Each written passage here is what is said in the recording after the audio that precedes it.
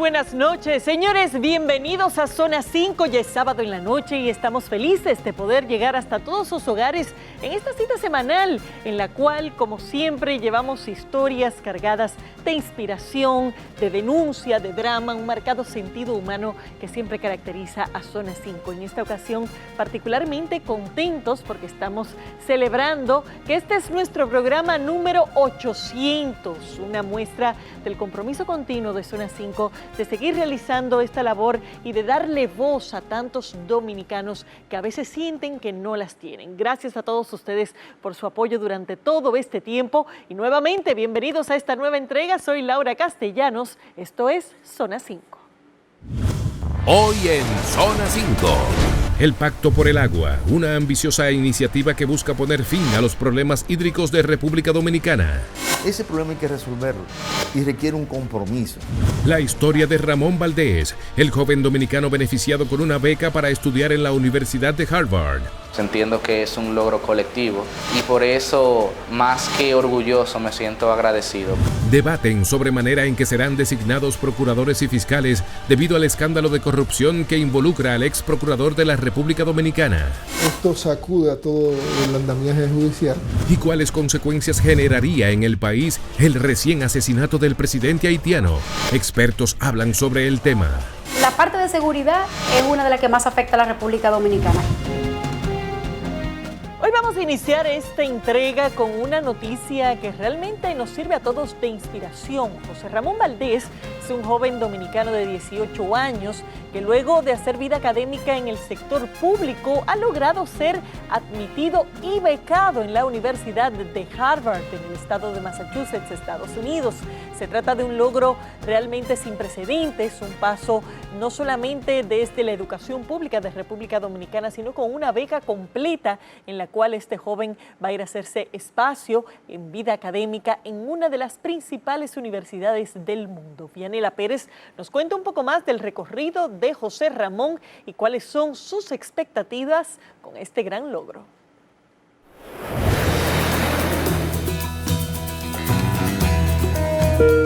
José Ramón Valdés es un joven de 18 años de edad, graduado del Colegio Nuestra Señora del Perpetuo Socorro de la Fuerza Aérea de la República Dominicana.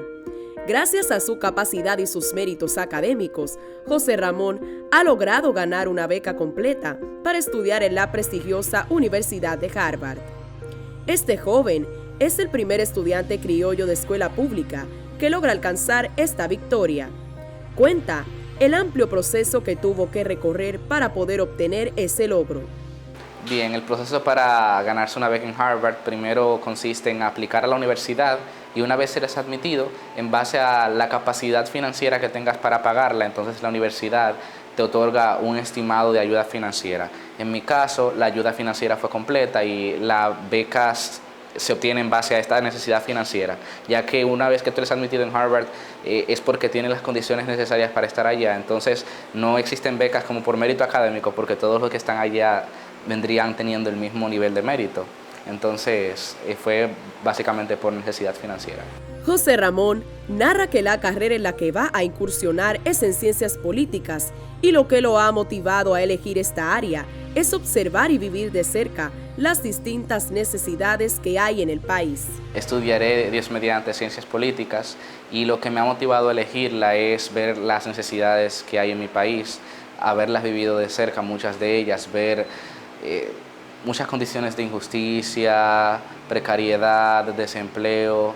Entonces entiendo que por medio de las ciencias políticas puedo ayudar a mejorar, desarrollar esas problemáticas sociales a un mejor nivel y además de eso entiendo que mis aptitudes personales van bien de acuerdo con las que se necesitan para esta ciencia y por eso he decidido estudiarla. Describe cómo fue su reacción y la de su familia al recibir la noticia de que había ganado la beca. Dice sentirse agradecido y con la responsabilidad de representar a todo aquel que, al igual que él, tiene el deseo de superarse. Fue un momento de mucha alegría, emoción, empezamos a gritar, estábamos asombrados porque en realidad fue un proceso bastante largo, complicado y pues al final el resultado fue el que deseábamos y nos alegró bastante. José Ramón relata que conoce la magnitud de lo que ha logrado y lo agradecido que se siente de las personas que lo han apoyado durante este proceso. Sí, estoy consciente de la magnitud del logro y entiendo que es un logro en el cual han colaborado demasiadas personas, entiendo que es un logro colectivo y por eso, más que orgulloso, me siento agradecido porque ha sido el resultado del trabajo de muchas personas en mi vida, en mi familia, en mi entorno, en mi comunidad. Explica que tiene como propósito, luego de sus estudios universitarios, seguir preparándose y volver al país a aplicar todo lo aprendido. Luego de finalizar mi carrera de estudios de grado, pienso seguir preparándome, a lo mejor hacer una maestría y un posgrado, y luego pienso venir a República Dominicana a ejercer todo lo aprendido. Yaira Valdés, hermana de José Ramón, lo define como un joven comprometido y que no se rinde ante las adversidades que se le presentan. Bueno, desde chiquito yo he visto que mi hermano es muy comprometido, muy esforzado. Él es de las personas que no se rinden ante las circunstancias, sino que él decide luchar hasta alcanzar lo que quiere. Es una persona muy enfocada. Y eso es algo, la verdad, que lo he aprendido de él y lo admiro mucho también de él. Ramón Valdés, padre de José Ramón, narra que desde pequeño el joven ha sido un niño aplicado y que desde muy joven le inculcó el hábito de la lectura. Bueno, era un niño muy tranquilo, siempre le gustaron los estudios. Yo desde pequeño le inculqué el estudio de la lectura, tanto a él como a su hermana. Yo le compraba los libros y le decía, mira papi, toma ese libro, tú lo lees, a la semana tú me dirás de qué se trata, quién es el autor, para que me haga un recuento de qué era la perspectiva sobre el libro. Y así lo hacía. Este hombre narra lo orgulloso que se siente de su hijo. Bueno, primero, las gracias a Dios, porque él fue un afortunado, porque del sistema público de un colegio que no es bilingüe, lo tomaron, le otorgaron la beca, no obstante él habla inglés y francés porque lo estudió desde muy pequeño y tiene el dominio sobre el habla inglés. José Ramón le envía a la juventud dominicana un motivador mensaje para que sean persistentes, luchen y logren sus sueños. Y mi mensaje para la juventud dominicana sería que no teman soñar. Muchas veces nos vemos limitados, tenemos como cierto límite dentro de nuestras aspiraciones, que esos límites son trazados por nosotros mismos, a lo mejor por las opiniones de nuestro entorno. Sin embargo, si en nosotros hay un deseo ferviente de poder hacer algo, entiendo que las aspiraciones son tan grandes como la mente de la persona. Si tú quieres soñar con algo, intenta hacerlo. Si no pasa, en ti vas a tener la satisfacción de que lo intentaste. Si no, siempre te vas a quedar con ese pensamiento de qué hubiese pasado si. Entonces, sería eso. Confíen en Dios, confíen en ustedes mismos y salgan al mundo a conquistar sus sueños. Con mucha satisfacción y alegría, recibió José Ramón Valdés la noticia de ser seleccionado para estudiar en una de las universidades más prestigiosas del mundo. Ese sentimiento de orgullo se ha extendido a la gran mayoría de dominicanos que conocen sobre este caso. Ojalá que el logro y la perseverancia de este joven sirvan de ejemplo para todas aquellas personas que tienen el deseo de estudiar y superarse y que de esta manera tengan presente que no existe nada imposible.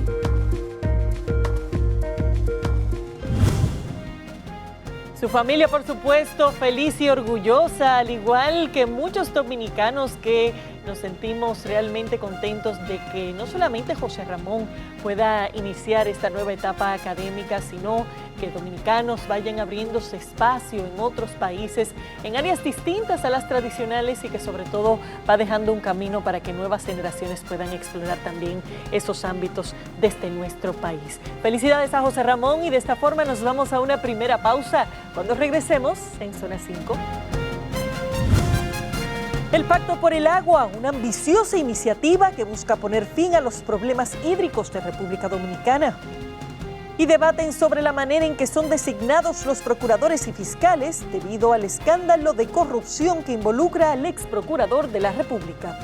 Ya volvemos con Zona 5.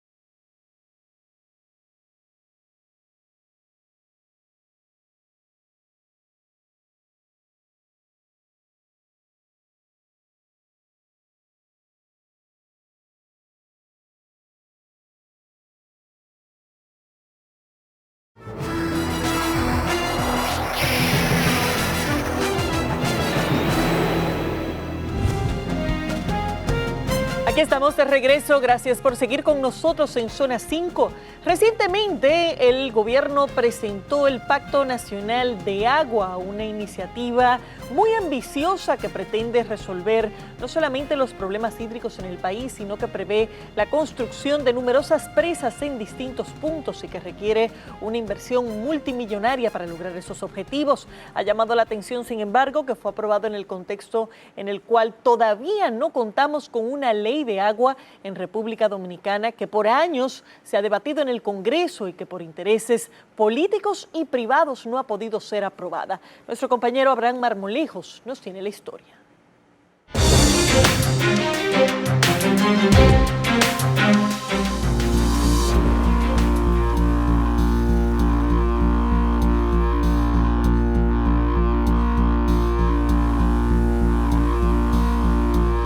Desde hace largos años, el pueblo dominicano ha sido afectado por la falta, escasez, desperdicio y desaprovechamiento del agua.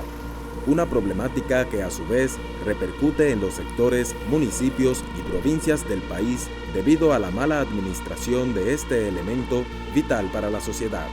Esto bajo la mirada indiferente de las autoridades, mientras que las cuencas hidrográficas reducen su caudal drásticamente.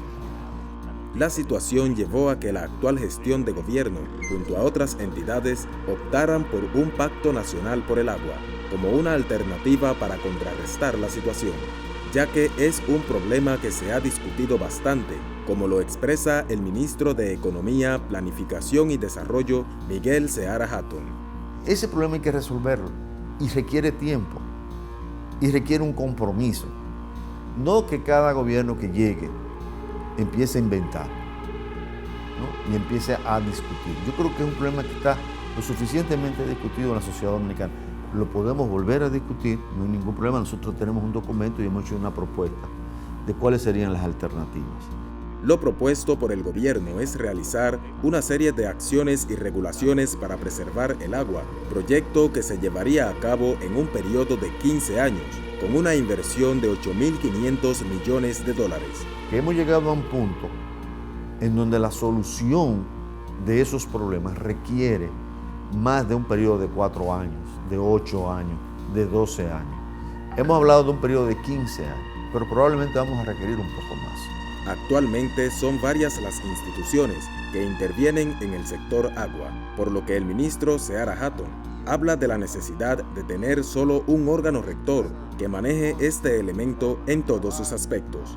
Es importante crear un órgano que de alguna manera tenga la posibilidad de entender el sector en su globalidad, desde lo que es la cuenca, ¿no? O sea, la protección del recurso natural como recurso económico, donde hay que ponerle una tarifa, porque esa agua es para producir. Para el director del Instituto Nacional de Recursos Hidráulicos, ingeniero Olmedo Cava Romano, un componente esencial para cumplir con este pacto es la aprobación en el Congreso Nacional de la tan anhelada Ley de Agua. Eso contempla, como es lógico, la parte institucional. La parte institucional que tiene que ver con la Ley de Agua que está en el Congreso Nacional y de lo cual el presidente y el gobierno y el gabinete del agua, ¿verdad?, que se ha creado para esos fines, conjuntamente con cada una de las instituciones que lo conformamos, asumimos el compromiso de impulsar en el Congreso Nacional la aprobación de la Ley de Aguas para los meses próximos. Dicha ley tiene alrededor de 2 décadas en el Congreso Nacional. Máximo Castro Silverio, diputado ante el Congreso y uno de los proponentes del proyecto, explica que las disidencias generadas para la aprobación de la ley se dan por cuál debería ser la institución del Estado que rija y haga cumplir las disposiciones que establecería la nueva normativa. En el año 2000 nosotros comenzamos a trabajar esta propuesta. ¿Tú sabes por qué esta ley no está aprobada? Porque sectores oficiales se debatían entre qué institución lo iba a dirigir, si Agricultura, si Medio Ambiente, si el INDRI. Entonces eso creó dificultad, no se pudo nunca llegar a acuerdo. Entre las acciones que incluiría el Pacto Nacional por el Agua están las construcciones de varias presas en distintos puntos del país, con la finalidad de almacenar el agua, ampliar las zonas de irrigación, mitigar las inundaciones y generación de electricidad. También es parte importante del pacto lo que son ya las inversiones en infraestructura. Ahí está, por ejemplo, una propuesta de construcción de obras hidráulicas, principalmente de presas en todo el país, ubicada por región. Para el geólogo Osiris de León, la firma de este pacto sería un gran avance para el país y sugiere que la población también debe poner de su parte, ya que un alto porcentaje del agua es desperdiciada. Hay que saludar cualquier decisión que tienda a proyectos de captación de agua, correcta gestión del agua, adecuada distribución del agua, pero paralelamente hay que invitar a la población a que economice el agua en cada ocasión, porque nosotros no podemos seguir como hemos estado en los últimos 30 años, desperdiciando el 60% del agua que recibimos en los sistemas de acueductos. De León también se refiere a las precarias condiciones en que se encuentran las cuencas hidrográficas del país y la poca atención que se les ha prestado. Hemos descuidado las cuencas importantes como la del río Nizao, del río Yaca del Norte, del río Yaca del Sur, del río Osama, del río Mao, del río Yuna, y no vemos esfuerzos que hayamos hecho nosotros como sociedad en los últimos 20 años de cuidar esas cuencas hidrográficas. El gobierno se mantiene en un diálogo constante a través de la Mesa del Agua, integrada por las instituciones responsables, para establecer las pautas a seguir y estimular la pronta aprobación de la Ley de Agua que reposa en la Comisión de Medio Ambiente de la Cámara de Diputados. Sin dudas, este Pacto Nacional por el Agua, que pretende conservar los recursos hídricos de la República Dominicana, podría ser la solución para prevenir una escasez de este tan importante recurso en los próximos años.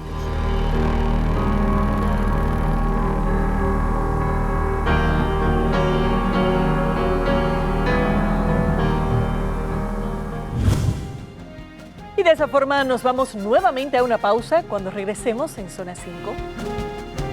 Debaten sobre la manera en que es designado el Procurador General de la República a raíz del reciente escándalo de corrupción. Y la insólita historia de una madre que trajo al mundo a su bebé en una clínica veterinaria. Les contamos más.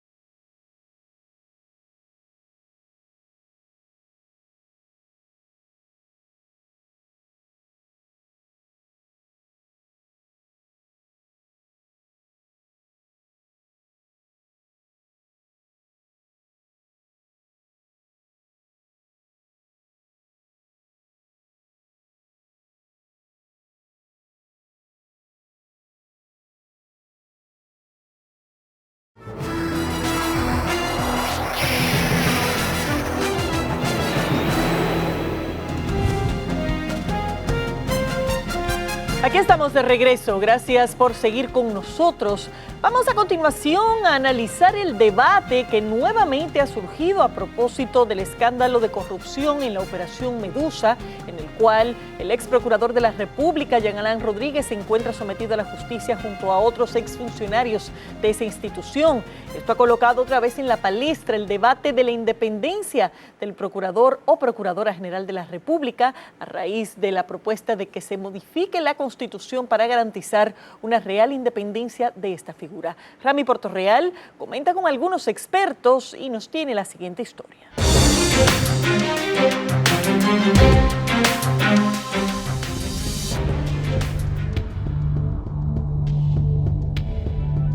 Escandalosos actos de corrupción en la administración pública han sacudido la justicia dominicana.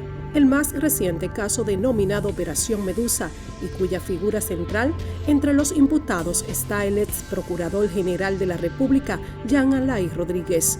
Es una clara evidencia de cómo estructuras alegadamente operaban dentro del Ministerio Público. El Ministerio Público está obligado a presentar pruebas contundentes porque no se trata de cualquier persona. Y no quiero que se entienda que estamos siendo elitistas. Estamos hablando de que el jefe de la política criminal está siendo acusado de encabezar una banda criminal.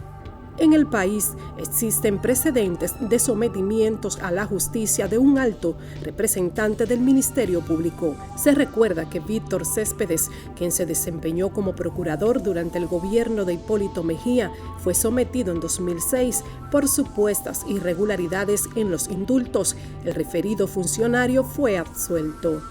El ex procurador Jean Alain Rodríguez, quien estaba llamado a perseguir el crimen, hoy es presentado ante la justicia como imputado por estafa al Estado, lavado de activos, asociación de malhechores y malversación de fondos, entre otros delitos. Esto según el expediente presentado por la Procuraduría Especializada de Persecución de Corrupción Administrativa, PECA.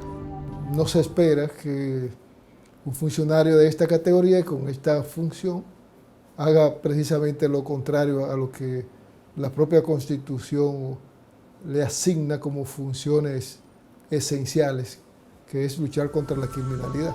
La Constitución Dominicana otorga facultades exclusivas al primer mandatario de la nación para la designación del Procurador General de la República. El artículo 171 establece: el presidente de la República designará al Procurador General de la República y la mitad de sus procuradores adjuntos.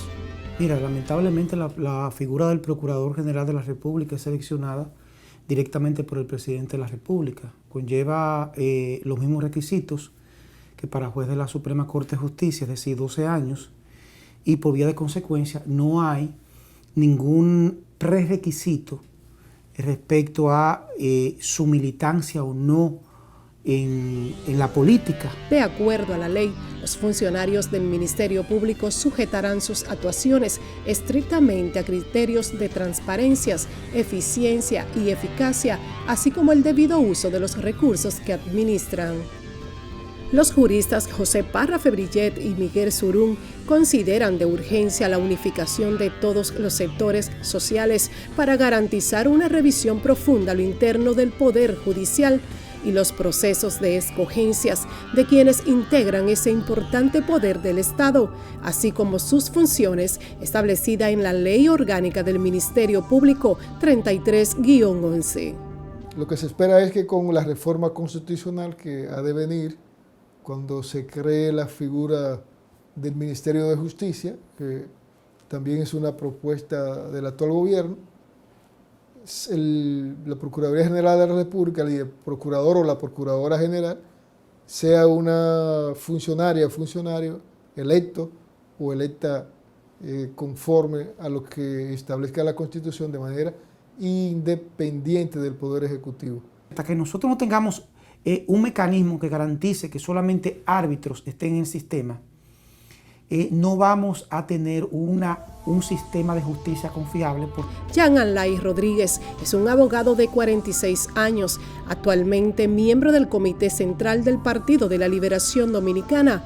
Fue designado como Procurador General de la República en agosto del año 2016 por el entonces presidente Danilo Medina Sánchez. En el expediente presentado por el PECA, también es acusado de destinar fondos del Estado a actividades proselitistas. Un ente tan importante como es el Ministerio Público pues pueda ser utilizado con fines políticos como ha sido la norma. Eso, mientras no se corrija, lamentablemente nosotros como país en el sistema de justicia no vamos a avanzar. Es algo lamentable que tengamos que conocer de imputaciones tan graves como la de utilizar la autoridad que le confiere pues, de ser el máximo representante del Ministerio Público para hacer actividades que pudieran resultar beneficiosos para ellos en particular. Julio César de la Rosa es el presidente de la Alianza Dominicana contra la Corrupción. Es a las autoridades que le está reservada esta persecución, protección y prevención de la corrupción. Refiere que el Estado debe de emplear cuantos mecanismos sean necesarios para combatir la corrupción en la administración pública. Considera como una debilidad del sistema la no supervisión y auditoría continua de los funcionarios, lo que a su juicio amenaza la institucionalidad democrática. Entonces, cuando esa autoridad que está llamada a enfrentar la corrupción falla en su compromiso, en su obligación, y hace lo contrario de involucrarse en actividades contrarias a la Constitución y a las leyes, pues evidentemente que esto crea un impacto en la sociedad y aumenta la percepción de la corrupción en la República Dominicana. De comprobarse la supuesta participación del ex procurador en los actos delictivos que le son atribuidos, los juristas entienden que se trata de un hecho que, además de empañar la justicia dominicana, genera un impacto negativo y de desconfianza en la sociedad dominicana. Esto sacude a todo el andamiaje judicial, porque la gente entra en dudas respecto de si los funcionarios que están a cargo de perseguir la criminalidad son o no también agentes de la criminalidad. Jean Alain Rodríguez está siendo procesado por la justicia dominicana. De acuerdo a sus abogados, el imputado supuestamente ha recibido amenazas y coronas de flores que han sido enviadas hasta su residencia, por lo que dicen temer por la seguridad de su defendido. El que quiera decir que el magistrado Jean Alain puede sobrevivir en el patio de una cárcel preventiva, está hablando cosas que son totalmente irreales, ilógicas. Él va a tener que tener una seguridad especial, un trato especial, porque reiteramos, por el nivel de rechazo que uno ha visto en la sociedad. Graves acusaciones le son imputadas al ex procurador de la República y otros exfuncionarios del Ministerio Público. En el expediente acusatorio se señala que la institución que hace 11 meses dirigía Jean Alain fue convertida en un entramado corrupto. Queda esperar que sea en los tribunales donde se establezca si ciertamente o no el hombre que estaba llamado a perseguir el crimen era parte del mismo.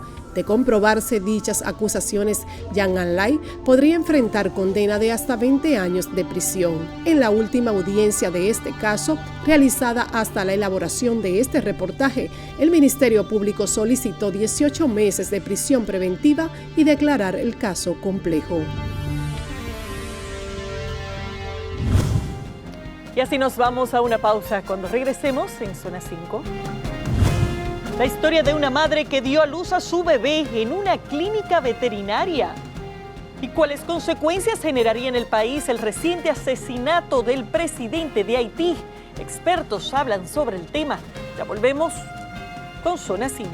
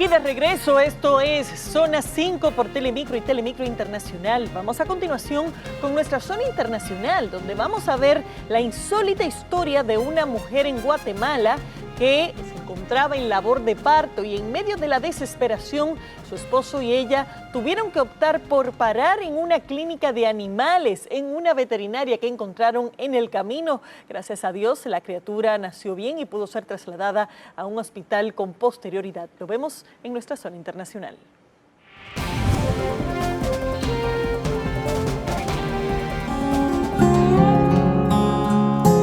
Esta cámara de seguridad grabó el momento justo en el que Milton González, desesperado, se baja del automóvil que le había prestado su hermano y entra a toda prisa a una farmacia para pedir auxilio. Y es que su esposa estaba en labor de parto. El hombre había llamado a los bomberos, pero algo pasó que no lograron encontrarse y no quería llegar al hospital porque están saturados de COVID. Casualmente vi una farmacia y lo primero que pensé fue en parar para poder tener insumo, ¿me entiende? Gasas o algo, dije, para poder ayudarla. Y cabal cuando le pedí pues ayuda al señor me dijo, mire, yo no tengo los conocimientos, pero a la par hay una doctora. Entonces corrí para ahí, pero no miraba dónde estaba la doctora y casualmente pues era en la veterinaria. A Madeline ya le estaba haciendo falta el oxígeno, así que Milton decidió entrar a una clínica veterinaria en busca de alguien que pudiera ayudar a su esposa. Pensábamos que estaban asaltando, que es por el sector. Cuando nos dijeron que las personas que buscaban ayuda, que si podíamos auxiliar a un niño, pero nunca nos imaginamos que fuera un parto. De la clínica también llamaron a los bomberos, pero al ver que el tiempo pasaba y no llegaban, decidieron tomar el riesgo de atender el parto. Y entonces dijimos, estamos solos, actuemos o se mueren. A pesar de que Jennifer Toledo solo había trabajado con animales, en plena calle se preparó para recibir al bebé.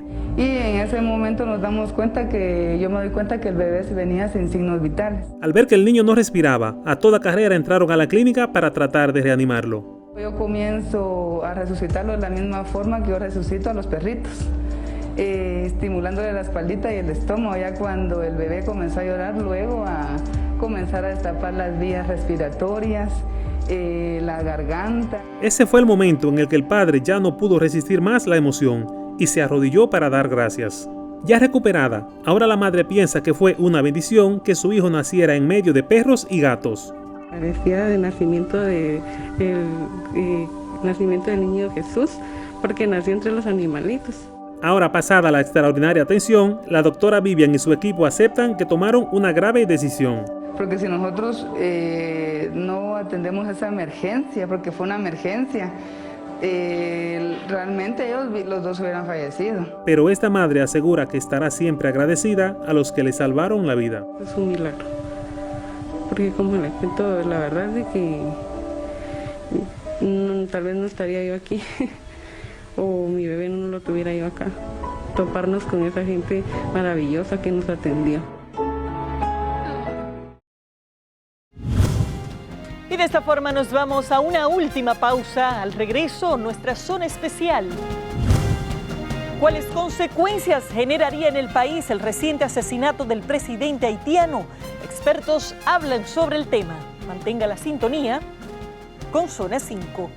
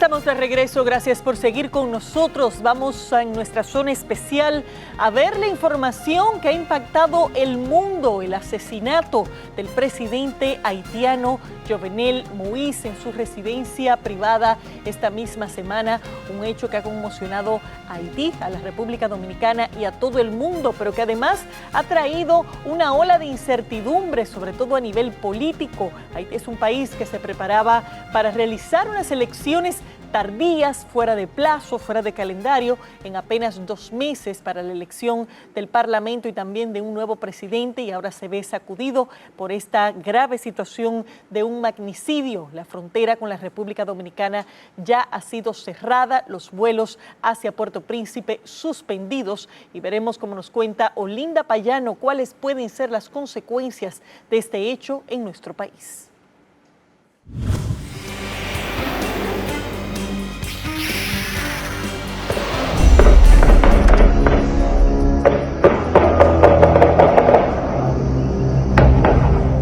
Fue la madrugada del pasado miércoles cuando un grupo de hombres armados identificados como mercenarios de vasta experiencia militar entraron a la casa del presidente haitiano Jovenel Moïse, de 53 años de edad. De acuerdo a los reportes, le propinaron varios disparos que le ocasionaron la muerte al instante e hirieron de gravedad a la primera dama, quien fue trasladada a Estados Unidos para recibir atenciones médicas. Por lo que hemos visto a través de los videos, y como se observaban miembros mercenarios penetrar al perímetro de una residencia presidencial, deja mucho que desear por el tema del protocolo en protección ejecutiva. Las residencias, los entornos donde pernocta un dignatario son muy protegidos. Entonces, habría que analizar en síntesis qué protocolo tenían para con el presidente Moïse. Esto deja mucho que decir porque habla de que no hay una democracia en Haití, de que hay un problema grave de seguridad, porque la persona más segura en un estado debería ser el presidente. El magnicidio consternó a la nación haitiana y ha causado conmoción internacional. El gobierno haitiano declaró el estado de sitio por 15 días. Este presidente había sido elegido democráticamente en 2016 y desde el asesinato del presidente estadounidense John F. Kennedy en 1963 no se había registrado otro atentado contra un gobernante que haya sido electo por voluntad popular.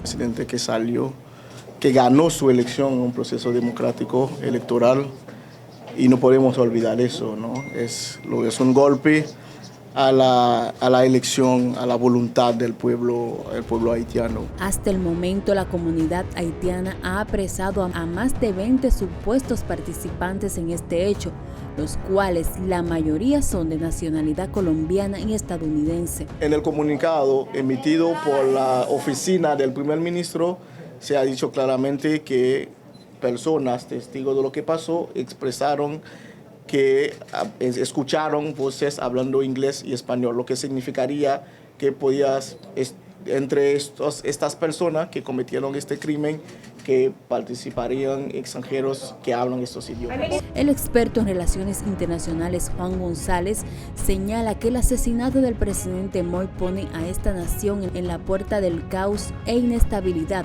y que puede tener implicaciones no solo para República Dominicana, sino también para toda la región.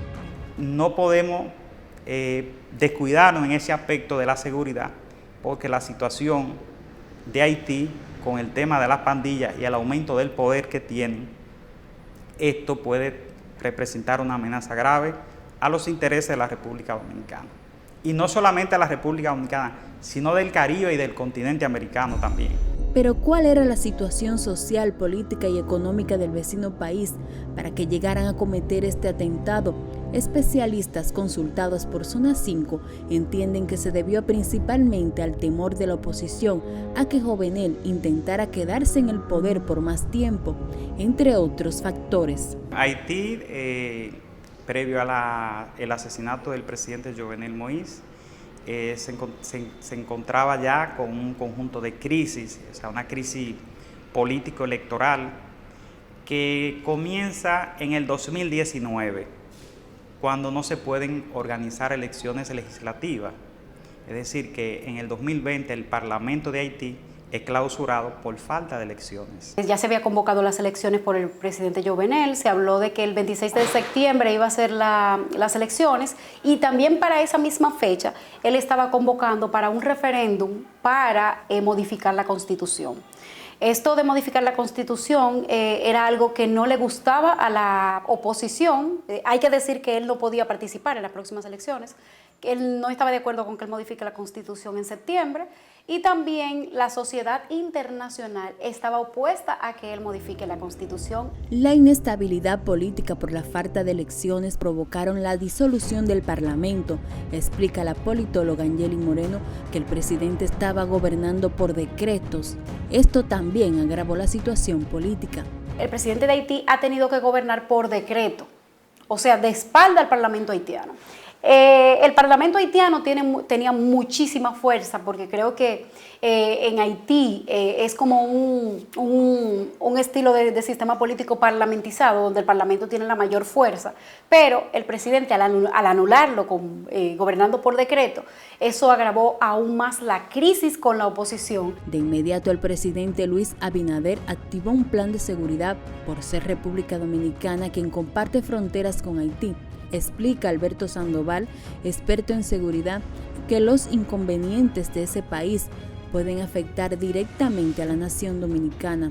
Fue muy bien atinada la operación Gavión, en la cual es lo que manda el procedimiento, el protocolo en una situación para un vecino país que tenemos frontera en común. Entonces, eso es muy atinado, pero de nada sirve que eso lo hagamos por unas 72 horas o 5 días. Eso debe ser ya una labor constante, porque lo que la experiencia nos dice, las situaciones que va a generar este lamentable magnicidio para con el vecino país son muy catastróficas. Entonces, tenemos que tratar de blindar, de limitar, para que eso no nos afecte a nosotros acá en República Dominicana. La parte de seguridad quizás es una de las que más afecta a la República Dominicana, y la otra es la parte comercial. Tenemos que saber que Haití es el segundo socio comercial de la República Dominicana. El comercio en la frontera trae muchísimos millones de pesos a la República Dominicana, y al ser nosotros el único país que comparte esta isla con Haití, nosotros somos personas que vamos a ser muy impactadas por esta crisis que esté en Haití. En ese sentido, se considera que por ser Haití el principal socio comercial a nivel económico, habrá una baja considerable en las exportaciones. Además, el aspecto migratorio, de seguridad y de salud pública, debido a que no hay un plan de vacunación y los casos por COVID se han duplicado. ¿Por qué estos 4 factores? Bueno, sencillamente porque somos el principal receptor de inmigrantes haitianos. Segundo, Haití es nuestro segundo destino de las exportaciones detrás de los Estados Unidos. En el 2019, la República Dominicana exportó aproximadamente 800 millones de dólares en mercancía hacia Haití, e importó desde Haití más o menos unos 150 millones de dólares. Las autoridades tienen que jugar un papel fundamental, pero de primer orden con el tema de la inteligencia, porque debemos procesar eficazmente las informaciones para que nunca ninguna organización criminal de esas que están operando en territorio haitiano pudieran de alguna manera introducirse a la República Dominicana y salir con las suyas. Los analistas coinciden que la comunidad internacional debe intervenir antes de que haya un estallido social. La posición de los organismos internacionales debe ser que deben enfocarse en garantizar la transición política en Haití. Es decir, como la oposición ha ido exigiendo, que se elija un primer ministro que sea fruto del consenso y un presidente interino fruto del consenso, con la exclusividad de organizar las elecciones, que es lo que necesita ahora mismo el país. La posición de la comunidad internacional debería de ser una posición mediadora ante la crisis haitiana, reunirse con todos los líderes políticos de Haití y ver cómo trata de una forma u otra evitar más sangre en Haití, y que este conflicto se prolongue por años o por meses, como suele ocurrir. Pero nosotros hemos visto en la historia de Haití que es casi imposible llegar a un acuerdo con la clase política haitiana, porque son, yo no he visto una política tan diversa, tantos frentes como los que hay en Haití. Según las leyes haitianas, establece que si falta el presidente debe asumir el primer ministro. 2 días antes de su muerte, Moïse había nombrado a un nuevo primer ministro, Ariel Henry, un neurocirujano que asumiría el cargo esta semana, pero Claude Joseph dice que ha tomado el mando de la policía y el ejército. Estas diferencias, entienden, pudieran incentivar el caos.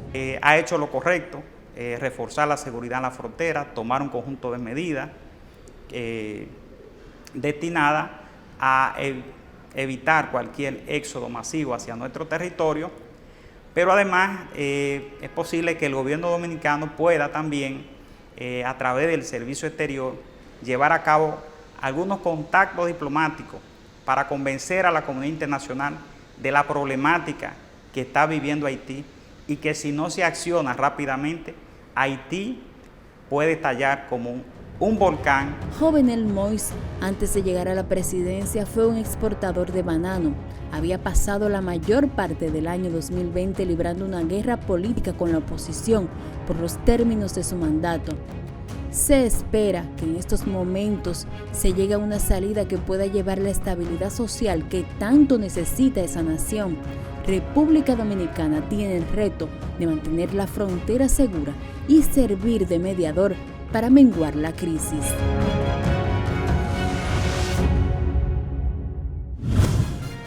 Este terrible asesinato no solamente debe ser repudiado de la forma más amplia posible, hay que insistir también en el llamado a la comunidad internacional para que de una forma u otra intervenga en Haití, garantice que de alguna manera pueda ser rescatada esta democracia interrumpida de forma sangrienta y que de esa forma se garantice una situación de estabilidad, tomando en cuenta cómo esto impacta también directamente en nuestra nación. Señores, de esta forma llegamos al final de esta entrega. Gracias por la sintonía. En pantalla nuestros contactos, números telefónicos, redes sociales, todos para que se pongan en contacto con nosotros y permitan que Zona 5 siga siendo una voz para todos los dominicanos. Gracias por habernos acompañado en este programa número 800. Como siempre, se mantiene nuestro compromiso de seguir llevando a la audiencia dominicana una producción de calidad con ese marcado sentido humano que nos caracteriza, pero nuevamente tenemos que reiterar las gracias a ese público que se encarga de apoyarnos, de seguirnos y de darle sentido a cada una de estas 800 entregas. Soy Laura Castellanos, nuevamente gracias por haber estado con nosotros. Les dejo la invitación para que estén ahí nuevamente el próximo sábado. Hasta entonces. Zona 5, investigación y sentido humano, es de Telemicro.